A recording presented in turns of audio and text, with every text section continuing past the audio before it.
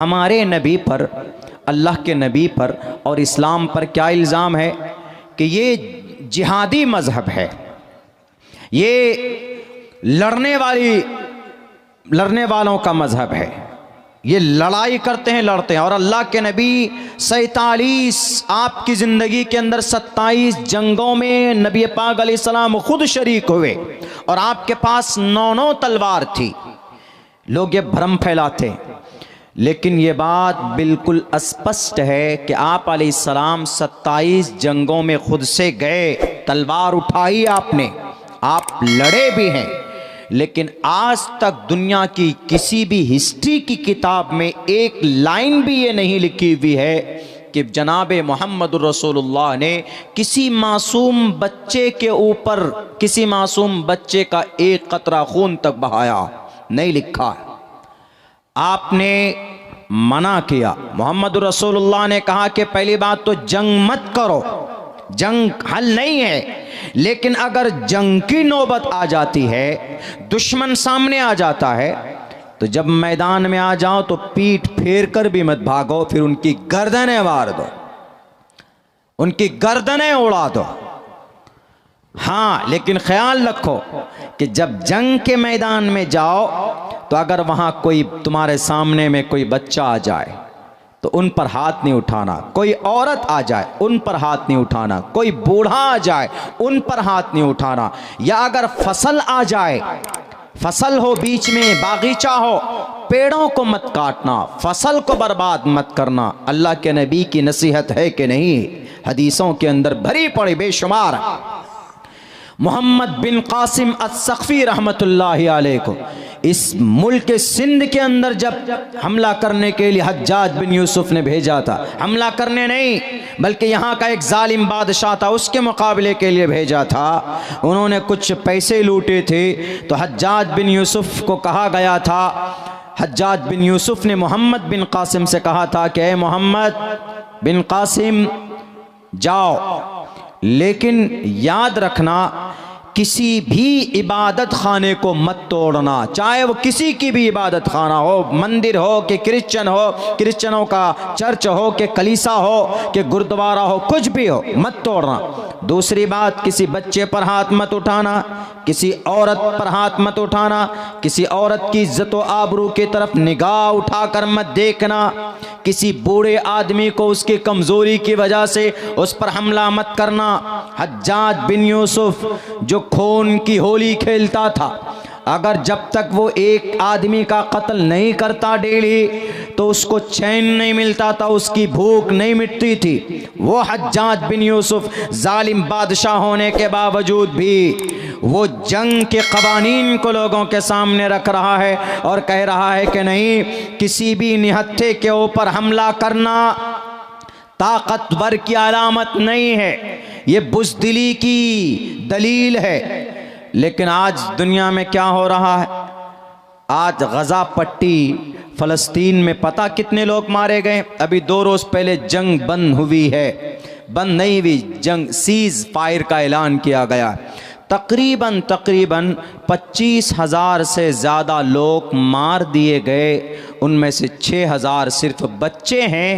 उन बच्चों की उम्र क्या है? 1 साल, 2 साल, 3 साल, 4 साल, 5 साल से कम की उम्र के बच्चे हैं। 6,000। ये किसी अखबार की रिपोर्ट नहीं पेश कर रहा हूं।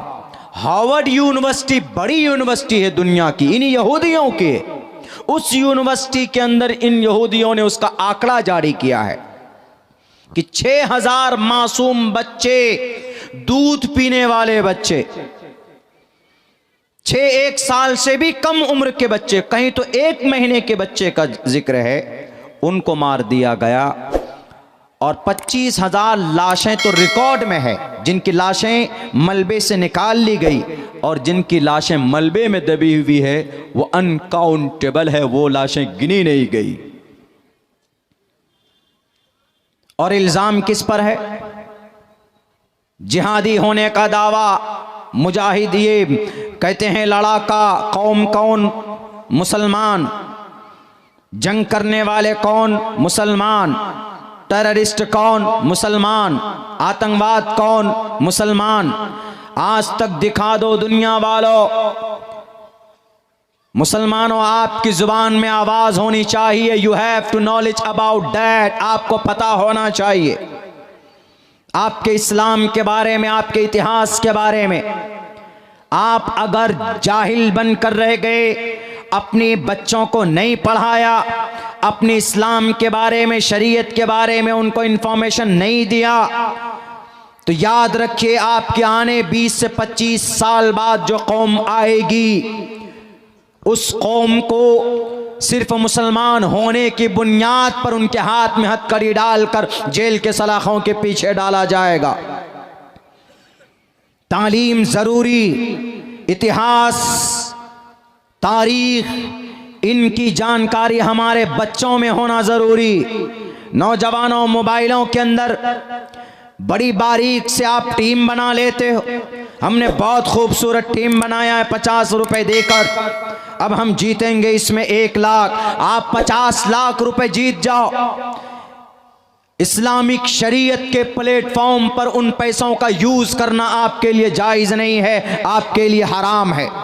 इसलिए कि वह सट्टा है, इसलिए कि वह एक जुआ है, आपके लिए परमिशन नहीं। आपको जानकारी हासिल करना चाहिए अपने इस्लाम के बारे में। आपके बारे में दुनिया में ये बात फैलाई जाती कि इस्लाम लड़ा के तलवार वाले कौम, सर पर कफन बांध कर ये लोग मैदान में निकल जाते हैं शहीद होने के लिए कि हम कल क़यामत में अल्लाह के सामने में शहीदों की लिस्ट में आएंगे। याद रखो दुनिया, आज तक किसी भी मुस्लिम बादशाह ने 25,000 बेबस इंसानों की लाशों के ऊपर बम बरसाया, उनकी लाशें बिछाई नहीं बिछाई। पिछले 20 साल से अफगानिस्तान पे अमेरिका ने हमला किया, लाखों लोग मार दिए गए, 6,000 बच्चे गजा पट्टी में मार दिए गए। वह आतंकवाद नहीं है, वो जिहादी नहीं है, वो लड़ाकू नहीं है, हैं, लेकिन उनको कहे कौन? उनको कहने वाले जितने भी हमारे लीडरान थे, सबके मुंह में डॉलर का लॉलीपॉप थमा दिया। डॉलर, ये लो डॉलर, और तुम चुप रहो, तुम कुछ मत बोलना। हम उन्हें कह सकते, अगर तुम ये इल्जाम लगाते हो कि मोहम्मद ने जंगें लड़ी है 27, इसीलिए हम तुमसे मुकाबला करते हैं, हम कहेंगे आओ, हमारे नबी पाक अलैहिस्सलातु वस्सलाम ने जंगें लड़ी है, लेकिन बताओ मोहम्मद रसूलुल्लाह ने किस औरत की इज्जत व आबरू को लूटा? जरा बताओ, हजरत उमर फारूक जैसे बहादुर कर्नेल, शैतान जिनसे डरता था, उमर फारूक ने कितनी बच्चों की लाशें गिराई?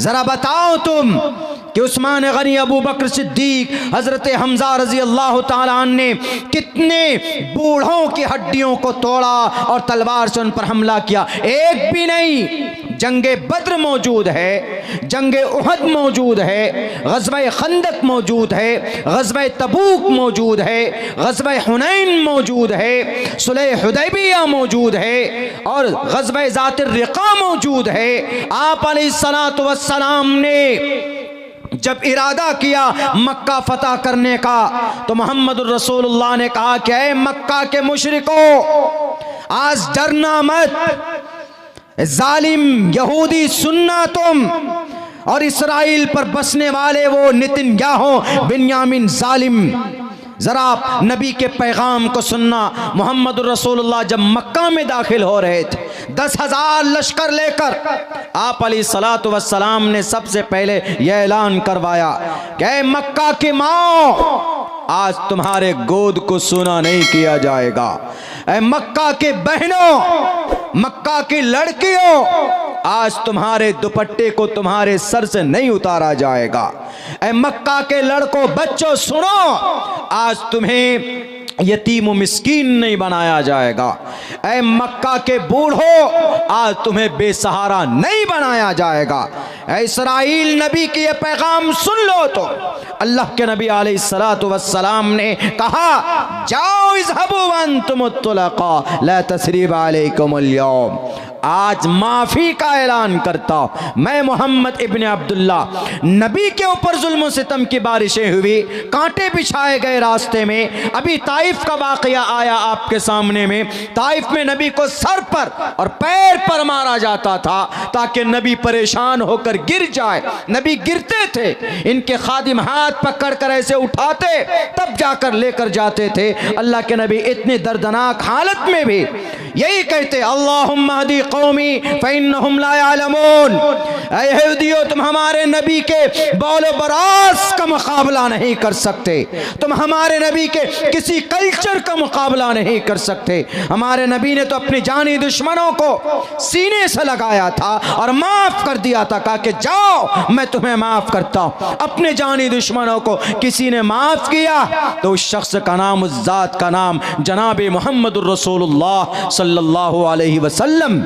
मेरे नौजवानों, ये सीरत बयान करने की ज़रूरत, ये तारीख़ बयान करने की ज़रूरत है। और याद रखना, इसराइल के यहूदियों, जहन्नम में जाओगे मैं मानता हो, तुम हज़रत मूसा की कौम हो, लेकिन तुमने हज़रत मूसा की दी हुई तौरात को बदला है, उसको तब्दील कर दिया है, उसके अंदर चेंजिंग की है। हजरत मूसा के बताए हुए रास्ते पर तुम नहीं चल रहे।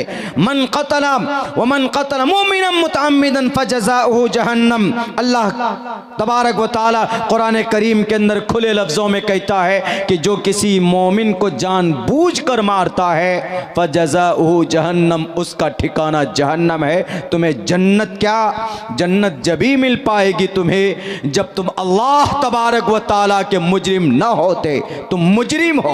कौन? ये यहूदी आजकल की तारीख में। और नबी के ऊपर जनाब इल्ज़ाम लगाते कि हमारे तुम्हारे नबी ने जंगें लड़ी इसीलिए हम जंग लड़ रहे हैं। हमारे नबी ने तो किसी बूढ़े, औरत, बच्चे के ऊपर अत्याचार नहीं किया, लेकिन इस इसराइल ने तो 6000 बच्चे, उनके नाम लिखे गए हार्वर्ड यूनिवर्सिटी में।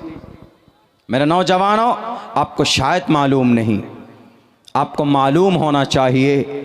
आप अपनी ज़िंदगी का एक गोल सेट कीजिए, नहीं तो आने वाला वक्त आपके लिए खंदक खोदा जा रहा खुद इस देश के अंदर।